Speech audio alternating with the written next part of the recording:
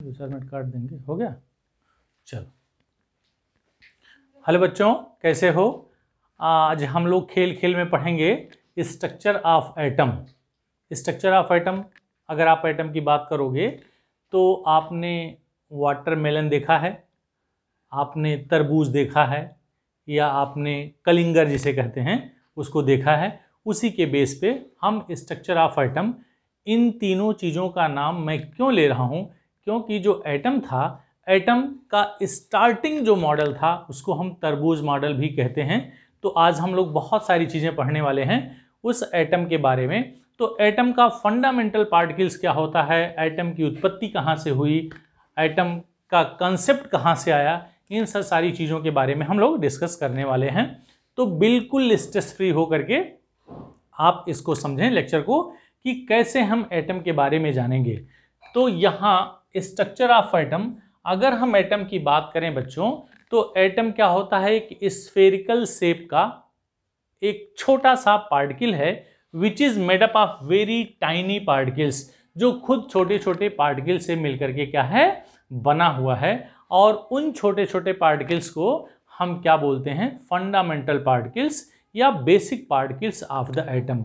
तो ये basic particles क्या क्या हैं, जिससे हम इलेक्ट्रॉन्स, प्रोटॉन्स और न्यूट्रॉन्स। तो आज के इस लेक्चर में हम इसी फंडामेंटल पार्टिकल्स के बारे में पढ़ेंगे कि उसके कैरेक्टरिस्टिक्स क्या होते हैं, उसकी डिस्कवरी किसने करी, उसका नेचर क्या होता है, इन सब सारी चीज़ों के बारे में बात करेंगे।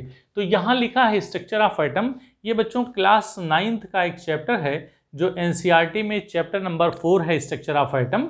हालांकि अगर हम बाकी सारे चैप्टर्स की बात करें तो structure of atom should come first, ये सबसे पहले आना चाहिए। तब जब हम स्ट्रक्चर ऑफ एटम जान लेंगे तो एटम्स एंड मॉलिक्यूल्स पढ़ेंगे, फिर is matter around us pure या मैटर इन आवर सराउंडिंग्स, इन सब का बारे में हम जान सकते हैं। लेकिन सबसे पहले हमको जानना होगा कि एटम का स्ट्रक्चर क्या होगा। ये आप क्लास 11th में भी पढ़ोगे एटॉमिक स्ट्रक्चर में। तो थोड़ा सा आप यहाँ जान लें कि एटम के बारे में क्या क्या कंसेप्ट हैं। तो ये स्ट्रक्चर ऑफ एटम में बच्चों देखो, जो फंडामेंटल पार्टिकल्स होता है, फंडामेंटल सबसे पहले तो इस एटम के कंसेप्ट की अगर हम बात करें तो एटम मतलब हिंदी में इसे परमाणु कहते हैं, जिसका कंसेप्ट इंडियन सेंट जिनका नाम था महर्षि कणाद, इन्होंने सबसे पहले परमाणु का नाम दिया। परमाणु और अणु आप जानते हैं हिंदी के टर्म्स हैं, आपने नाम सुना होगा परमाणु बम या अणु बम, जिसे आज हम एटॉमिक बम या मॉलिक्यूलर बम के नाम से जानते हैं।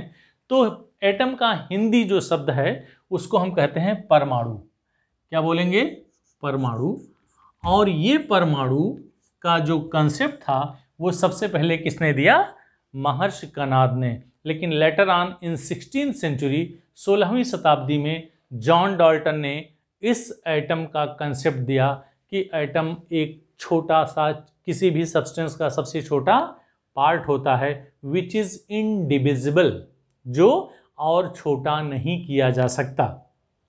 लेकिन जैसे जैसे समय बीता वैसे वैसे by the end of the 19th century and beginning of 20th century तमाम साइंटिस्ट के मॉडल आए। जैसे सबसे पहले जे थॉमसन्स मॉडल, फिर रदरफोर्ड मॉडल, फिर नील बोर, फिर Sommerfeld, many more are there. तो इन सब का कंक्लूजन जो होता है वो आज हम पढ़ते हैं, जिसे हम मॉडर्न एटॉमिक स्ट्रक्चर के नाम से जानते हैं। ठीक है, तो बिल्कुल स्ट्रेस फ्री रहिएगा कि आपको एटम का स्ट्रक्चर समझने में कोई परेशानी ना हो। तो आज जो हम स्ट्रक्चर पढ़ते हैं एटम का, उस एटम के हिसाब से हमें कह सकते हैं क्या कि एटम स्फेरिकल शेप का होता है, which was given by mister J Thomson. J Thomson ने कहा था कि एटम स्फेरिकल शेप का होता है। ठीक है, तो उनके मॉडल में कुछ कमी हो गई, फिर उस कमियों को दूर करने के लिए रदरफोर्ड ने अपना एक मॉडल दिया, उनके मॉडल में भी कुछ कमी रह गई, उनके मॉडल की कमियों को दूर करने के लिए नील बोर ने अपना एक कंसेप्ट दिया, नील बोर के कंसेप्ट के बाद समरफील्ड। तो इन चारों मॉडल्स को आपस में मिला करके जो नया मॉडल आज हम पढ़ते हैं उसको कहते हैं मॉडर्न एटॉमिक स्ट्रक्चर। तो आइए इसी हम फंडामेंटल पार्टिकल्स की बात करते हैं। इस फंडामेंटल पार्टिकल्स में क्या क्या होता है बच्चों, सबसे पहले हम बात करेंगे इलेक्ट्रॉन की। ठीक है, इस फंडामेंटल पार्टिकल्स में जो सबसे पहला पार्टिकल है उसको कहते हैं इलेक्ट्रॉन। अब इस इलेक्ट्रॉन के बारे में, इलेक्ट्रॉन की खोज किसने करी थी? जे थॉमसन ने करी थी। और इस इलेक्ट्रॉन की खोज हुई किससे? सबसे पहले कैथोड रेस की खोज हुई, और कैथोड रेस की खोज करने वाले साइंटिस्ट थे जूलियस प्लकर। तो उन जूलियस प्लकर के एक्सपेरिमेंट ने, जो उन्होंने डिस्चार्ज ट्यूब में कैथोड रेस का एक्सपेरिमेंट करा, तो उन रेज की स्टडी करी गई। तो it was found that is these rays are made up of very tiny particles which is negatively charge particle, और उसी नेगेटिवली चार्ज पार्टिकल्स को इलेक्ट्रॉन के नाम से जाना गया। इलेक्ट्रॉन क्या होता है, कैसे होता है, इसका मास क्या होता है, इन सब सारी चीज़ों के बारे में हम जानेंगे। तो अब ये इलेक्ट्रॉन होता क्या है? अगर हम यहाँ लिख रहे हैं इलेक्ट्रॉन के बारे में, इलेक्ट्रॉन, इसकी खोज कब हुई थी बच्चा? जे थॉमसन ने करा था। और इस इलेक्ट्रॉन का जो सिंबल होता है वो हम ऐसे करेंगे E-10। गौर से देखेंगे, E-10 का मतलब हो गया कि नीचे -1 लिखा है और ऊपर वैल्यू 0 लिखी गई है। -1 इज इंडिकेटिंग इट्स चार्ज। तो इसका चार्ज दो तरह का होता है। इसकी डिस्कवरी किसने करी? J Thomson.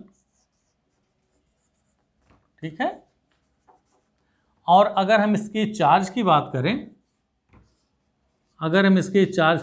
तो इसका दो चार्ज होता है। एक को कहते हैं हम एब्सोल्यूट चार्ज,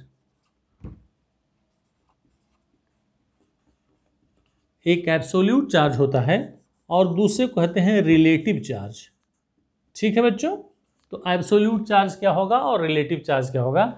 यही जो -1 लिखा हुआ है, यही इसका रिलेटिव चार्ज होता है। तो हम कह सकते हैं charge of the electron means relative charge of the electron is -1।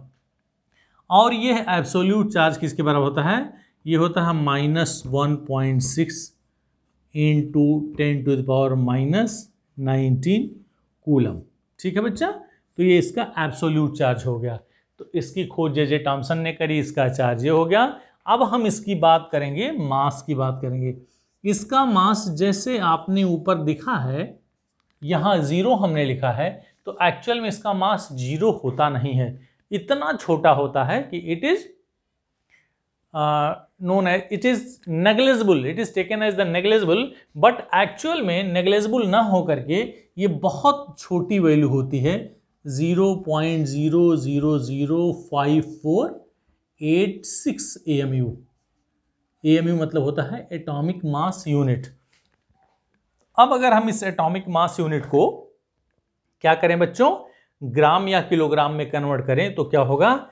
अगर हम इसी को ग्राम में कन्वर्ट करें, तो यहाँ आपको मैं बता दूं कि एक AMU की जो वैल्यू होती है वो कितनी होती है?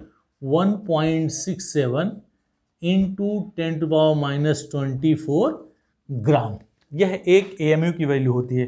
तो जब इस AMU को आप 1.67 इंटू 10⁻⁻24 ग्राम से जब कैलकुलेट करोगे, तो this will be equal to, या इसी को हम ऐसे कह सकते हैं, इसकी वैल्यू हो गई 9.1 इंटू 10⁻27 ग्राम। यस या नो बेटा? इसकी वैल्यू क्या हो गई? 9.1 इंटू 10⁻27 ग्राम। या अगर हम इसी को किलोग्राम में कन्वर्ट करते हैं, सॉरी 28 नॉट 27, 9.1 इंटू 10⁻28, या इसी को हम लिखेंगे 9.1 इंटू 10⁻31 किलोग्राम। ये इसके मास की बात हो गई, मतलब इलेक्ट्रॉन का मास हो गया इतना। इलेक्ट्रॉन का चार्ज ये हो गया, इलेक्ट्रॉन का मास ये हो गया, और इलेक्ट्रॉन की खोज इन्होंने करी, और इसका जो सिंबल होता है, रिप्रेजेंटेशन होता है, वो ये होता है। अब आपको इलेक्ट्रॉन के बारे में एक चीज़ और जानना होगा, वो क्या होगा बच्चा? अगर हम इस डिस्चार्ज ट्यूब की बात करें, इस डिस्चार्ज ट्यूब में दो इलेक्ट्रोड ले करके, जिसे हम कैथोड और एनोड के नाम से जानते हैं, जूलियस प्लकर ने क्या किया था? इन्हीं डिस्चार्ज ट्यूब में कोई गैस भर करके और इस गैस का प्रेशर बहुत कम करके उन्होंने, तो दो कंसेप्ट होता है, ये निगेटिव टर्मिनल हो गया बच्चा, ये पॉजिटिव टर्मिनल हो गया, इसको कैथोड कहेंगे, इसको एनोड कहेंगे।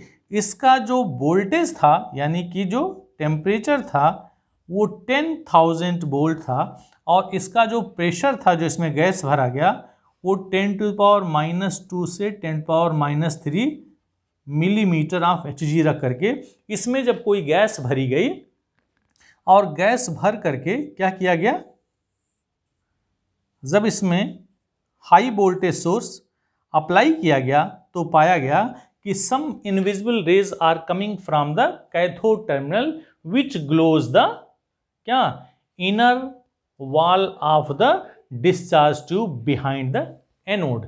तो इस तरह से यहाँ ये ग्लो करने लगी। तो वो सब चीज़ें हम अगले क्लास में पढ़ेंगे कि कैसे किसकी डिस्कवरी हुई।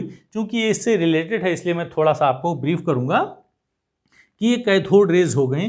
कैथोड रेज के लिए मैं ये क्यों बता रहा हूँ, कैथोड रेज के लिए जो E/M रेशियो होता है वो यूनिवर्सल कांस्टेंट होता है। ये एग्जाम में पूछता है कि why it is universal constant.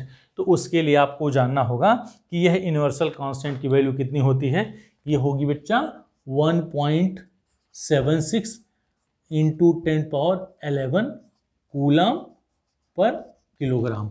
और ये जो E/M की वैल्यू होती है, E/M जिसे हम चार्ज बाई मास रेशियो कहते हैं, it does not depend on the nature of the gas what ever is taken into the कहाँ डिस्चार्ज ट्यूब। इसीलिए इसकी वैल्यू कांस्टेंट होती है जो इस डिस्चार्ज ट्यूब में भरी जाने वाली गैस के नेचर पे डिपेंड नहीं करती या कैथोड और एनोड के नेचर पे डिपेंड नहीं करता है।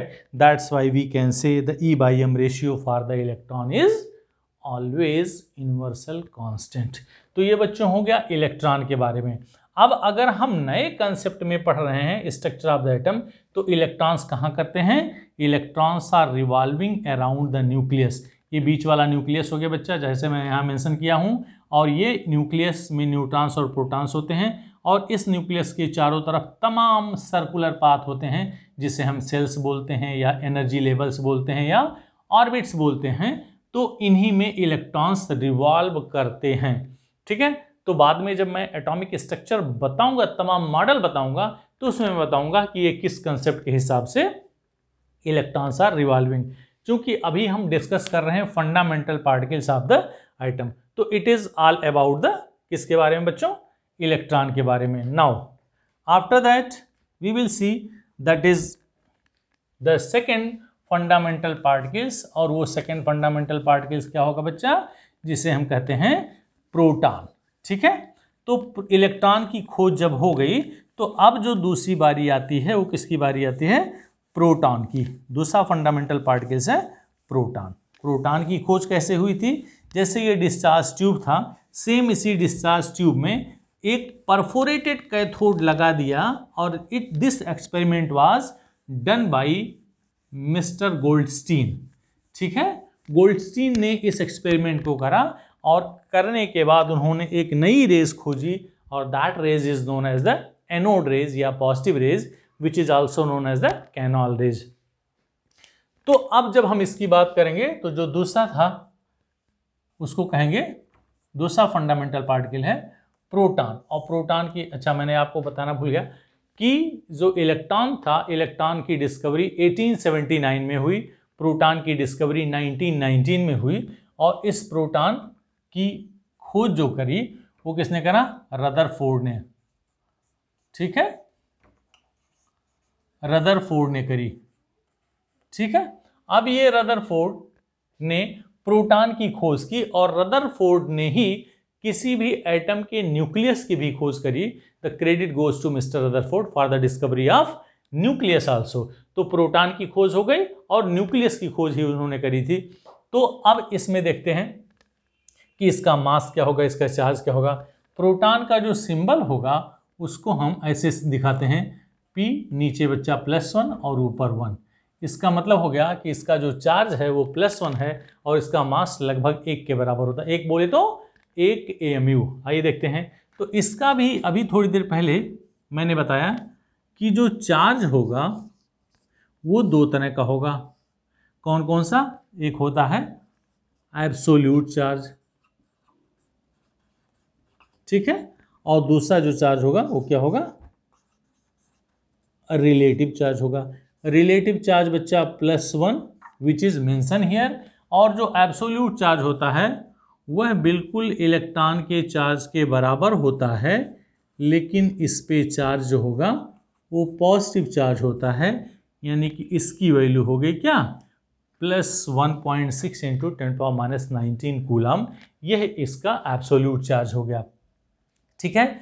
अब इसके बाद हम इसके मास की बात करेंगे। अगर हम इसके मास की बात करते हैं तो इसका मास होता है 1.0072 AMU, ठीक है। अभी मैंने आपको बताया था थोड़ी देर पहले कि AMU का जो वैल्यू होता है ग्राम में वो 1.67 × 10⁻24 होता है। तो अब जब हम इसकी वैल्यू पुट करेंगे तो ये हो जाएगा 1.6726 × 10⁻24 ग्राम, ये इसकी वैल्यू हो गई। और अगर हम इसी को किलोग्राम में कन्वर्ट करें तो वही लिख सकते हैं 1.6726 × 10⁻27 किलोग्राम हो गया बच्चा। तो ये इसका मास हो गया, ये AMU में हो गया, और एक इसमें हो गया ग्राम में हो गया, और एक इसमें हो गया किलोग्राम में हो गया। ओके, अब तीसरी चीज बचती है जो E/M रेशियो होता है। What will be the E/M ratio for the cathode, sorry for the anode rays या फॉर द पॉजिटिव रेज या फॉर द प्रोटॉन? तो उसके लिए इसकी वैल्यू फिक्स नहीं होती है, यह यूनिवर्सल कांस्टेंट नहीं होता है। अगर आपसे एग्जाम में पूछा जाए why it is not the constant, तो आप क्या आंसर लिखोगे? Because it depends on the nature of the gas taken in the discharge tube, या it depends on the nature of the electrodes whatever is taken into the discharge tube. तो उस discharge tube में लिए गए gas या उस anode और cathode के नेचर पे डिपेंड करता है। तो देयरफॉर इसके लिए जो E/M की जो वैल्यू होती है वो कांस्टेंट नहीं होती है। तो यहां लिखेंगे नॉट कांस्टेंट, जो इलेक्ट्रॉन के केस में कांस्टेंट था। तो अब बच्चा हो गया ये क्या? हम इसे कहेंगे प्रोटॉन की खोज हो गई, ठीक है। तो इलेक्ट्रॉन हो गया, प्रोटॉन हो गया, दो फंडामेंटल पार्टिकल्स क्या हो गए? हमने देख लिए। Now we will discuss the third point या third fundamental particles. I hope you have written this one. अब हम तीसरे की बात करेंगे बच्चों, और तीसरे का नाम है न्यूट्रॉन। ये मैंने तीनों अलग अलग लिखा है जिस क्रम में, उसी क्रम में इनकी डिस्कवरी हुई, इसीलिए सबसे पहले मैंने इलेक्ट्रॉन लिखा, फिर हमने प्रोटॉन लिखा, and now we are going to know about the neutrons, ठीक है। न्यूट्रॉन, और न्यूट्रॉन की खोज हुई थी बच्चा 1932 में। इसको किसने करा था? जेम्स चैडविक ने। इसकी डिस्कवरी किसने करी थी? जेम्स चैडविक, ठीक है। जेम्स चैडविक ने इसकी खोज करी थी। और अगर हम न्यूट्रॉन के सिंबल की बात करें तो न्यूट्रॉन नीचे 0 और ऊपर 1। इसका मतलब हो गया कि इसका जो चार्ज होता है वो 0 होता है, मतलब ये न्यूट्रल चार्ज होता है, इस पे कोई चार्ज नहीं होता, और इसका जो मास होता है वह 1 AMU के आसपास होता है। Exactly I will tell you, I will write here. तो ये जेम्स चैडविक, इन्होंने क्या करा? जेम्स चैडविक ने एक एक्सपेरिमेंट करा, और एक्सपेरिमेंट कैसे करा कि उन्होंने बेरिलियम एलिमेंट ले लिया और बेरिलियम पर अल्फा कणों का या अल्फा पार्टिकल्स का बम्बार्डमेंट करा दिया। तो ये क्या हो गया? ये बेरिलियम का जो एलिमेंट था वो कार्बन में कन्वर्ट हो गया, और उसके साथ साथ एक और छोटा पार्टिकल मिला जिसे न्यूट्रॉन्स कहते हैं। अब आप देखोगे यहाँ इक्वेशन बैलेंस है, 9 + 4 = 13, 12 + 1 = 13, और यहाँ 4 + 2 = 6 और 6 + 0 = 6। तो इस तरह से ये जो नया पार्टिकल बना, इसी को हम क्या कहते हैं, न्यूट्रॉन के नाम से जानते हैं। ठीक है, तो अब ये न्यूट्रॉन हो गया। अब इस न्यूट्रॉन के बारे में आप क्या जानेंगे, इसका जो चार्ज होता है वो आपको पता है क्या, नीचे लिखा हुआ है, ये न्यूट्रल चार्ज होता है, तो इसका चार्ज होता है 0। ठीक है बच्चों, ये न्यूट्रल चार्ज होता है। और इसका अगर हम मास की बात करें तो इसके मास में और प्रोटॉन के मास में थोड़ा सा डिफरेंस होता है, वो होता है 1.00866, और यहाँ हम लिखेंगे AMU। और इसी को अगर हम ग्राम या किलोग्राम में लिखें तो 1.6748 × 10⁻⁻24 ग्राम के बराबर। अगर यहीं 27 कर देंगे तो that will be equal to kilogram हो जाएगा। तो ये इसका मास हो गया। तो इलेक्ट्रॉन की खोज हो गई बच्चों, प्रोटॉन की खोज हो गई और न्यूट्रॉन की खोज हो गई।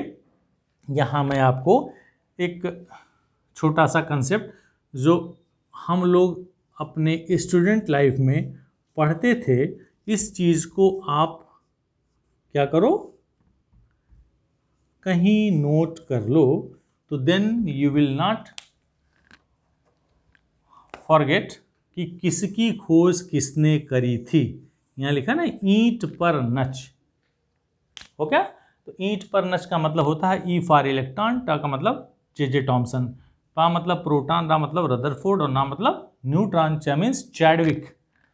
इलेक्ट्रॉन की खोज टॉमसन ने, प्रोटॉन की खोज रदरफोर्ड ने और न्यूट्रॉन की खोज जेम्स चैडविक ने करी थी। तो इससे आपको याद करने में आसानी रहेगी किसकी खोज किसने करी थी, या which particle were discovered by which या बाई हुज।